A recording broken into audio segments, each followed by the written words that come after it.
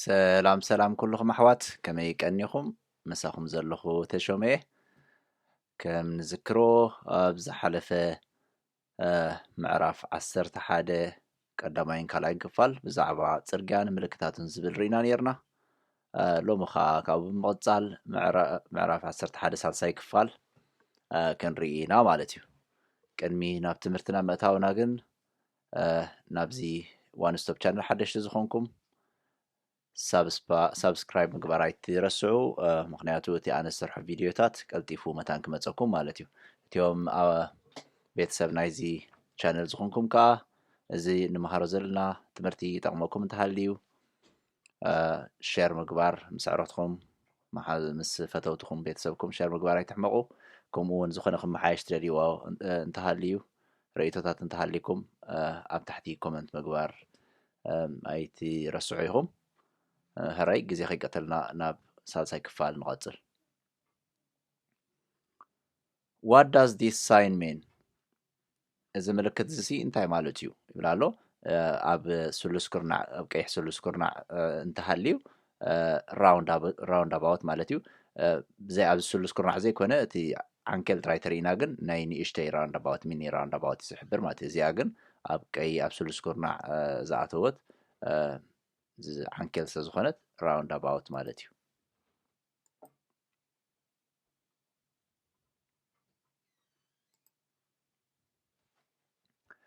What does this white arrow on the road mean?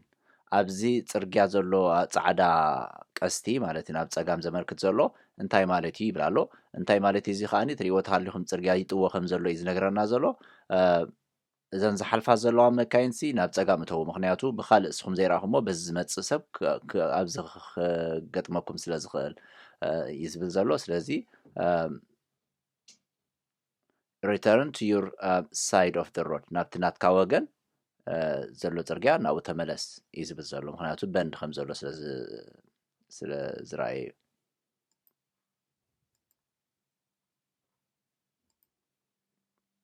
What does this sign mean? إذا ملكت زي انتاي مالتيو يبرالو أبناتنا سايدي عاد إنجليز بتساقام سلا نزور إذن باسن سايكل نزل خانا بتساقامي زلو سلازي ويز فلو مسانا زخدا باس كم زلوا يزرعنا زلو مالتيو مسانا ويز فلو باس إن سايكل لين ويز فلو مالت أبتنات كاغوني مساخا زخدا نبخا نبتسخات خلو زلخا أنفذ زخدا مالتيو كونترا فلو مالت كا أنصار كا زخدا انتحالين مالتيو سيزياغن أبناتنا وغن سلازلوا ويز فلو مالتيو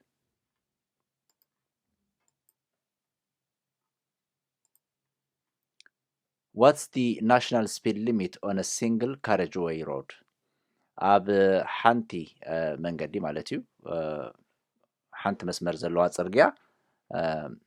تزرع على سبيد كتكودلو تخيل كندايو يبلالو ننشتي ماكينة انت خوينو موتور سايكل نشتي ماكاين سوسا يتزرع على خدوز قبل اثر عبيت ماكاين تخوينو 10 مايل ايوا سلازي سلا سبيسيفاي زي غبرلنا نشتي دعبايل سلا زي غبرلنا سوسا ايو مالت سينجل تخوينو دبل تخوينو ግን 7 مخونه نيرو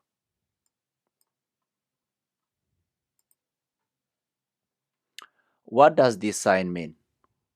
بزي urban clear way زبحال أب مزحتو أب كيح حنت مسمر مالتيو دبل زي كونت حنت مسمر كيح زلو بوتا يزرع أب ساعات زي متصباي يفكرني زي no waiting يزبزلو يا سزي أب ساعات زي متصباي أب نجير زلو 5 شو من تسقف ساعة 9 فرعان نيمشت كا 5 4 فرعان سقف ساعة 6 فرعان أب زي متصباي يفكرني يزبزلو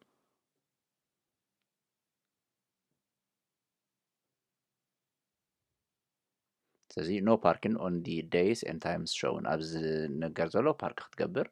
أي فكرة كاني What does this sign mean? زي مركز زي انتي مالتي برالو إذا خا أب ماسيو زبلزي أب زخنا ناي متعرّاي ترجع زلو بطاطاتيو همز زقبرو سلزي أم مسمر كاتسنح زلع على فترة كارو خاني ماكسيمم سبيد برالو سالا برالو سلزي تاي برالو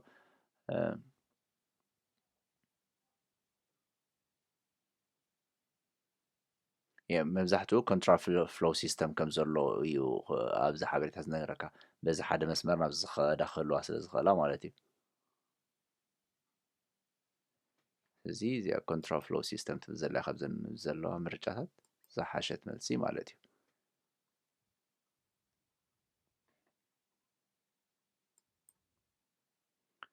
what does this sign mean እዚ ምልክት እዚ እንታይ ማለት እዩ ቲ ጃንክሽን ይበሃል ኣብ መወዳእታ ሲ ከምዚ ቲ ዝመስል ፅርግያ ክህሉ ይኽእል ተጠንቀቕ ምክንያቱ ትውድእ ከም ዘለኻ ንኸርእየና ኢሉ እዩ ማለት እዩ ወይ ከዓ ኖትሩ እውን ክኸውን ይኽእል እዩ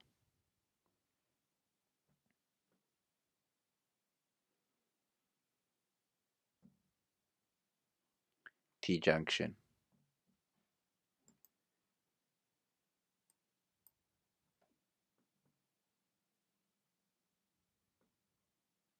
ምስ ቀረብካ ኣብቲ መወዳእታ ምስ ቀረብካ ናብ ክልቲኡ ወገን መታን ክትርኢ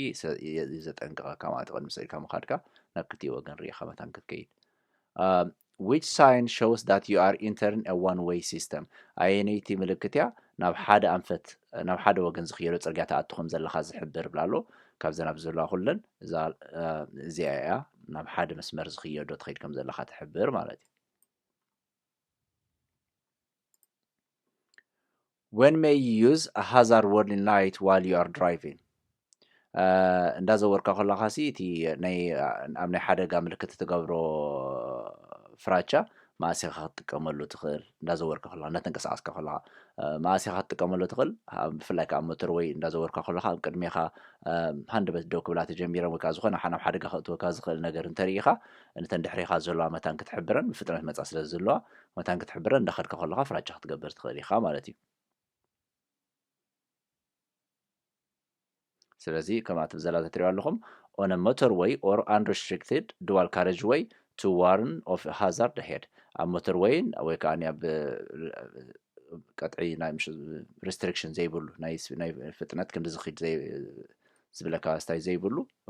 ምልክት ዘይብሉ ካሬጅዌይ ትኸይድ ተሃሊኻ ኣብ ቅድሚኻ ዘጋጥም ሓደገኛ ኩነታት መታን ክትሕብር ኢልካ እትውልዖ እዩ ማለት እዩ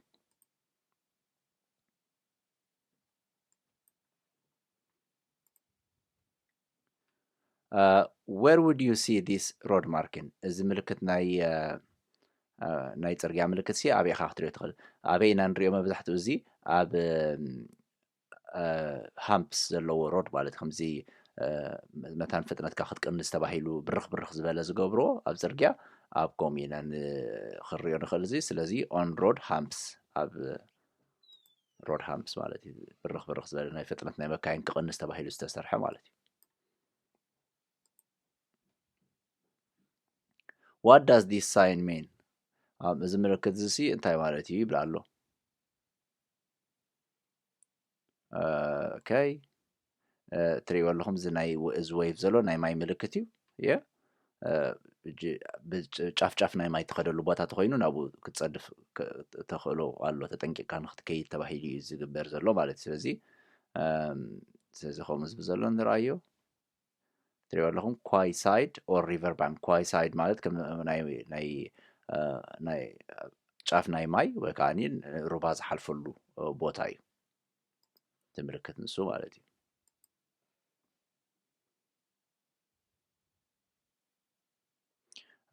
ስለምንታይ እዩ እዚ መጠንቀቕታ ዝሕብረና ምክንያቱ ስሉስ ኩርናዕ ናይ መጠንቀቕታ ምሻሉ ዝጠንቅቐና ኢልና ኣለና ስለምንታይ እዩ ምክንያቱ ጫፍ ናይ ትኸዶ ዘለካ ፅርግያ ጠልቂ ይኽእል ይኽእል ሸተት ከብለካ ይኽእል ማይ ፀጊቡ ፀኒሑ እውን ምሻሉ ሓደሽ ክብል ስለ ዝኽእል ተጠንቂቕካ ክትሓልፍ መታን እዩ ማለት እዩ what does 25 mean on this motorway sign እዛ 15 ትብል ዘላ ምልክት ኣብዚ ናይ ሞተርዌይ ምልክት እዛ 15 ትብል ዘላ ሲ እንታይ እያ ተመልክት ዘላ ይብላ ኣሎ መውፅኢ ቁፅሪ ናይታ መውፅኢ እዛ መውፅኢ እዚኣ ቁፅሪ 25 እያ ካልእ ብድሕሪኣ ዘላ 26 ከምኡ እንዳበለ እዩ ዝቕፅል ማለት እዩ በዛ ቅድሚያ ዘለካ እታ ቅድሚያ ዘላ መውፅእ ከዓ 24 ስለዚ number of exits ማለት እዩ the number of the next junction ዘላ ትሪኦ ኣለኹም ንሳ ቁፅሪ ናታ ማዕረ ክንደይ ተሪፍካ ኣሎ ዘይኮነ ሲ እታ መውፅኢ ቁፅራ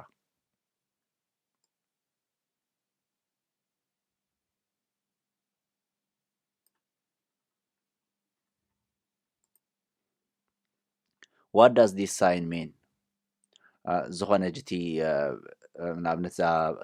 ብዘይካ ዛ ሕንፃፅ ዘላታ ዛ ዓንኬል ምፅባይ ኣይፍቀድን እዩ እንዲ እቲ ምልክት ዘሎ እቲ ከምኡ ኢሉ ዝፀንሐ ሲ ተወዲኡ ኣሎ ስለዚ ካብዚ እንድሓር ዘሎ ፅርግያታት ክትፅበየሉ ትኽእል ኢኻ ማለት እዩ ስለዚ end of restriction parking area እቲ ኣብዚ ደዋይ ትበል ፓርክ ኣይትግበር ዝብል ነበረ ክሊር ኮይኑ ልካ ኣሎ ማለት እዩ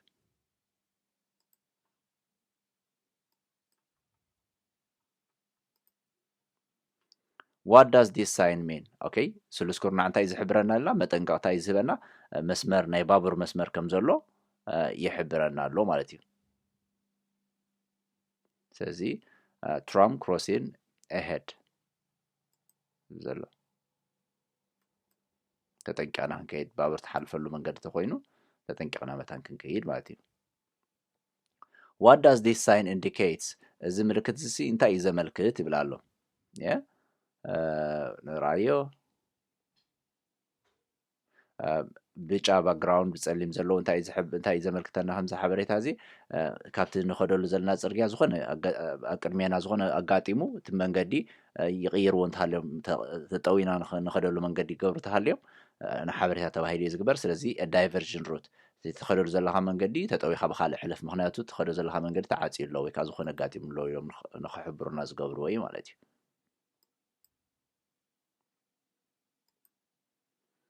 what does this sign mean ልክዕ ሕጂ እውን ስሉስ ኩርናዕ እንተመፅኡ መጠንቀቕታ እዩ ስጂ ሳይክል ንርኢ ኣለና ሳይክል ዝኸዳሉ መንገዲ ኣብ ቅድሚት ከም ዘሎ ዘርኢ እዩ ማለት እዩ ስለዚ ሳይክል ሩት ahead ኣብቲ ቅድሜና ሳይክል ትኸደሉ መንገዲ ከም ዘሎ ክሕብረና ኢሉ እዩ ዝነግር ዘሎ ቀዲሙ ዘጠንቀቐካ what does this sign mean okay ጆን መጠንቀቕታ እዩ እዚ ከዓ ባንዴራ ዘርእየና ዘሎ ምስ ናይ ንፋስ ምክንያቱ ተንበልበልያ ዘላ ንፋስ ናብ ብርቱዕ ንፋስ ትቃላዓሉ ቦታ ንኣብነት ኣብ ከውሊ ፀኒሕካ ናብ ሰጣሕ ጎልጎል ትወፅእ ተሃሊኻ ንፋስ ክበርትዕ ስለ ዝኽእል የጠንቅቐካ ተጠንቂቕካ ኣእዳውካ ክልቲኡ ኣብቲ ስተርሶ ሒዝካ ንኽትከይድ ፍጥነትካ ቀኒስካ ተረጋጊዕካ ንኽትከይድ ማለት እዩ ስለዚ ሳይድ ዊንድስ ንፋስ ከም ዘሎ እዩ ዝሕብር ዘሎ okay which sign means turn left ahead ኣየናይ ምልክት እዩ ናብ ፀጋም ምጥዋይ ከም ዘሎ ዝሕብረና ትሪእዎ ኣለኹም እዛ ናብ ፀጋም ዘሎ እዚ ካልእ ብክልቲኡ ወገን ክትሓልፍ ትኽእል ኢኻ እዩ ዝብል ዘሎ እዚ ብፀጋም ክትሓልፍ ትኽእል ኢኻ እዚ ከዓ ሚኒ ራውንድ ኣባውት ከም ዘሎ እዩ ዝሕብረና ስለዚ እዚኣ እትያ ንፀጋም ምጥወይ ከም ዘሎ ትሕብረና ማለት እዩ right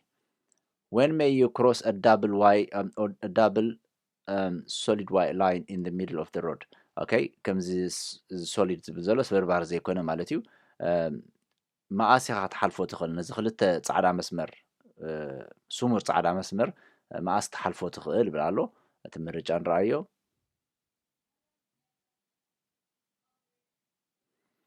to pass traffic that queuing back at the junction ይብል ኣሎ ንመካይን ተሰሪዐን ክጥወያ ተሰሪዐን ዘለዋ ናብ ዝኾነ መውፅእ ክጥወያ ተሰሪዐን ዘለዋ ንዕን መታን ክትሓልፈን ይብል ኣሎ እዚ to pass a car signaling to turn left ahead ይብል ኣሎ መኪና ንፀጋም ምልክት ገይራ ዘላ ንዓ ንክትሓልፋ ትሓልፎ ትኽእል ኢኻ ይብል ኣሎ to pass a road maintenance vehicle traveling at 10 miles per hour or less እዚኣ እያ ክትኮን ትኽእል እታ መኪና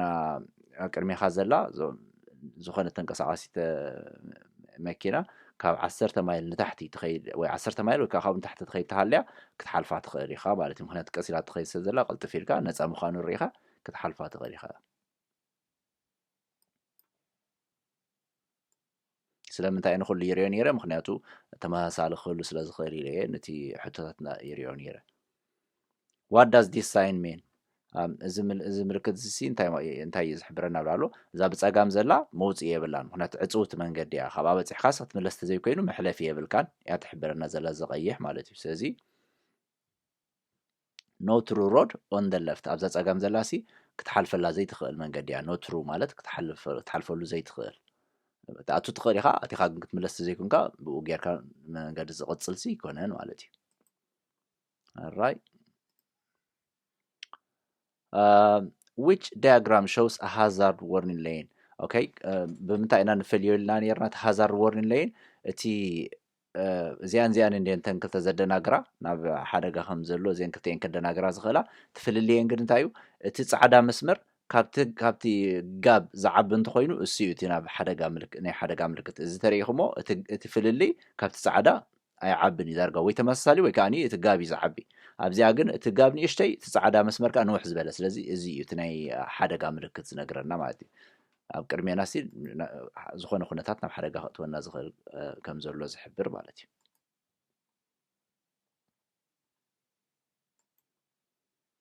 what does this sign mean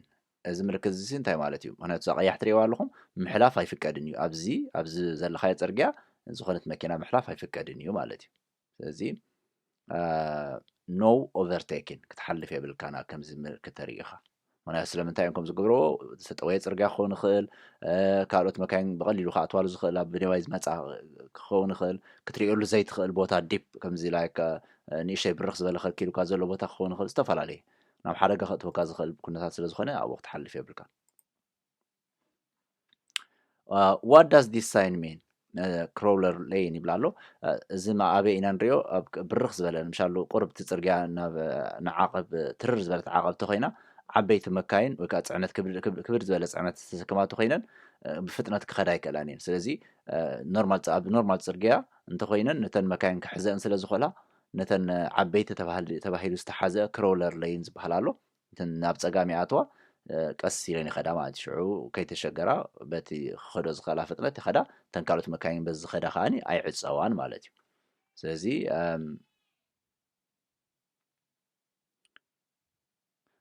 lane for heavy and slow vehicle ከቢድ ፅዕነት ተሰከማን ወይ ከዓ ቀስ ኢለን ዝኸዳ መካይን ዝተሓዘ እዩ እሱ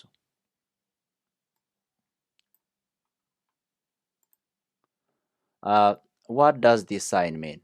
ጆን ናይ መጠንቀቕታ ሓበሬታ እዩ ክልተ መስመር ዝነበረ ናብ ሓደ ይሕወስ ከም ዘሎ dual carriageway change into a single lane ማለት እዩ ስለዚ እቲ dual ዝነበረ ተወዲኡ ኣሎ ማለት እዩ end of dual carriageway ክልተ ዝነበረ ናብ ሓደ ኮይኑ ኣሎ ማለት እዩ ስለዚ ተቐዳመይቲ እያ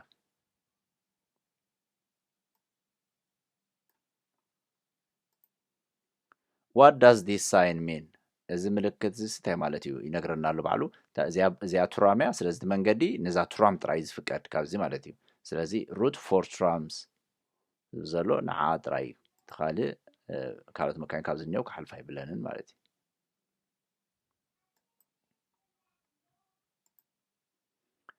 You're on a motorway. What should you do if there is a red cross showing on the sign above your lane only? ኣብ ሞተርዌይ እናዘወርካ ከለኻ ሲ ኣብታ ስኻ ዘለኻ መስመር ኣብ ላዕሊ ቀይሕ ኤክስ ዝሕብር ሃልዩሲ እንታይ ክትገብር ኣለካ ናብቲ ካልእ መስመር እንተ ካልእ ዝተኸፈተ መስመር ሃልዩ ናብቲ ካልእ መስመር ክትሰግር ኣለካ ካብታ ምልክት ዘላታ ቀይሕ ተጌራትላ ዘላ ምልክት ካብኡ ኒነው ክትሓልፍ የብልካ ምክንያቱ ዝኾነ ነገር ሓደጋ ኣጋጢሞ ድዩ ዝኾነ ስኻ ዘይትፈልጦ ነገር ምክንያት ኣለዎ መግበር እዮም ስለዚ ካብኡ ክትሓልፍ የብልካን ማለት እዩ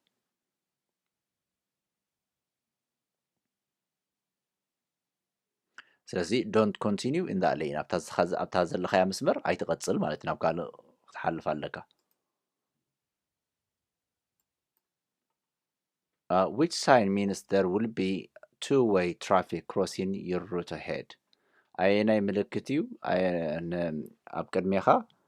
ናብ ክልተ ኣንፈት ዝኸዳ መካይን ዝቆርፆ ፅርግያ ከም ዘሎ ዝሕብር ይብላ ኣሎ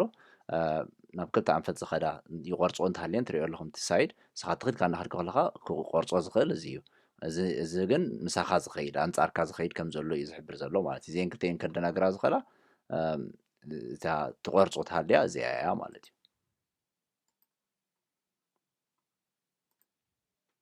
What does this sign mean? እዚ መጠንቀቕታ እንታይ እዩ ዘሎ መስቀላዊ መንገዲ ከም ዘሎ እዩ ዝሕብረና ዘሎ ስለዚ crossroads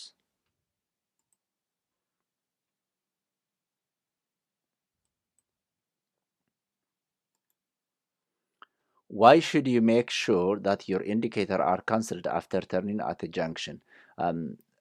ኣብ ሓደ መውፅኢ ወይ መጥወይ ምስ ተጠወኻ ሲ ስለምንታይ ኢኻ ትፍራቻኻ ምጥፉን ዘይምጥፉን ክተረጋግፅ ዘለካ እንተ ስኢልካ ቀፂልካዮ ነቶም ድሕሪኻ ዘለው ክተደናግሮም ስለ ትኽእል ማለት እዩ ስለዚ to avoid misleading other road users ነቶም ካልኦት like ተጠቀምቲ ፅርግያ መታን ከይተደናግሮም ተባሂሉ ኢልካ ተጥፍኦ ክትክእል ኣለካ ማለት እዩ which of these signs warns you of a zebra crossing ኣየናይ ምልክት እዩ ዜብራ ክሮሲንግ ከም ዘሎ ከጠንቅቐካ ዝኽእል ይብላ ኣሎ ትሪእዎ ኣለኹም ሕንፃ መስገሪ ንጥብጣብ ዘለዎ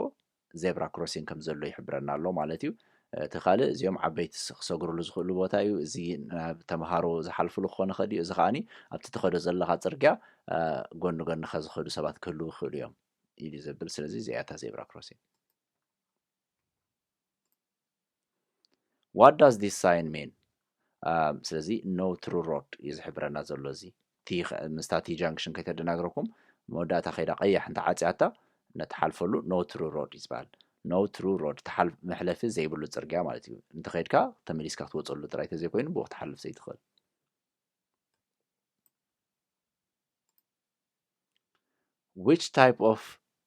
which type of sign tells you what you must not do okay ኣየናይ ምልክት እዩ ወይ ኣየናይ ናይ ሓበሬታ ሰሌዳ እዩ ክትገብሮ ዘይብልካ ነገር ዝሕብረካ ማለት እዩ ይብላ ኣሎ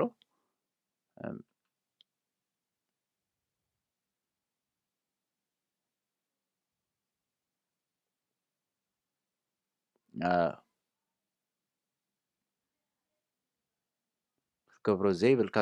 ዝሕብረካ I think እዚኣ ክትኮን ትኽእል እስከንረኣያ ስለምንታይ ኣብቲ ተሓታይ እዩ እንታይ ገይሩ which type of sign tells you what you must not do ጅናብነት 50 ተኮይኑ ካብኡ ላዕሊ ክትሓልፍ የብልካን ኢሉ ዝሕብረካ ስለዚ እንታይ ኢኹም ኢሉ signs in the shape of a circle give orders like እቲ ክትገብሮ ዝግባእካ እዩ ዝሕብረካ ግድን 50 ተኮይኑ ትሕቲ በቃ 50 ክትከይድ ኣለካ ካብኡ ላዕሊ ክትሓልፍ የብልካን ኣብቲ ተሓታዮም ቅርብ ከም ተደናገር ገይሮም ሓይቶማ must not do ስለ ዝበሉ ግን እዚ እቲ ቅጥዒታት ክንክተሎ ዝግባአና ቅጥዕታት ዝነግረና ማለት እዩ ግድን ክንስዕቦ ዘለና ማለት እዩ what does this sign mean እዚ ምልክት እዚ እንታይ ዝብል ዘሎ ናይ ብሪጅ ይነግረና ኣሎ ሃምፕድ ብሪጅ እዩ የጠንቅቐና ከዓ ኣሎ ምክንያቱ ኣብ ስሉስ ኩርናዕ ስለ ዘሎ ኣቐዲሙ ሃምፕድ ብሪጅ ከም ዘሎ ይሕብረና ኣሎ ማለት እዩ እዚ ላይክ ሃምፕድ ብሪጅ ከምዚ ላይ ሕብጥ ጉብጥ ዝበለ ቢንቶ ማለት እዩ